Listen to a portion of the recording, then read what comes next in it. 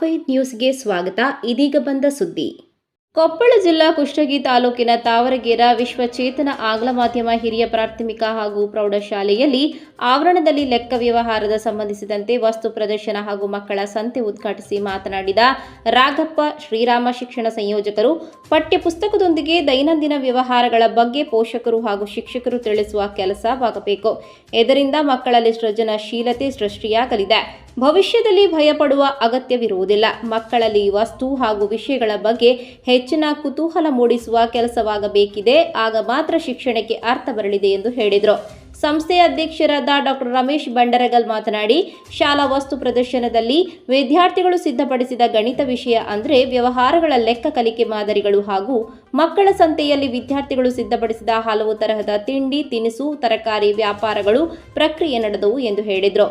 ಈ ಸಂದರ್ಭದಲ್ಲಿ ಸ್ಥಳೀಯ ವಲಯದ ಸಿಆರ್ಪಿ ಕಾಶಿನಾಥ್ ನಾಗಲೀಕರ, ಸ್ಥಳೀಯ ವಲಯದ ಮುಖಂಡರಾದ ಆದಪ್ಪ ನಾಲತ್ವಡ, ಸಂಸ್ಥೆಯ ಪ್ರೌಢಶಾಲೆಯ ಮುಖ್ಯೋಪಾಧ್ಯಾಯರಾದ ಮಹಾಂತೇಶ ಬಂಡರಗಲ್ ಹಾಗೂ ಸಂಸ್ಥೆಯ ಪ್ರಾಥಮಿಕ ಶಾಲಾ ಮುಖ್ಯೋಪಾಧ್ಯಾಯರಾದ ಶ್ರೀಮತಿ ಕವಿತಾ ಬಂಡರಗಲ್ ಹಾಗೂ ಸಿಬ್ಬಂದಿ ಉಪಸ್ಥಿತರಿದ್ದರು.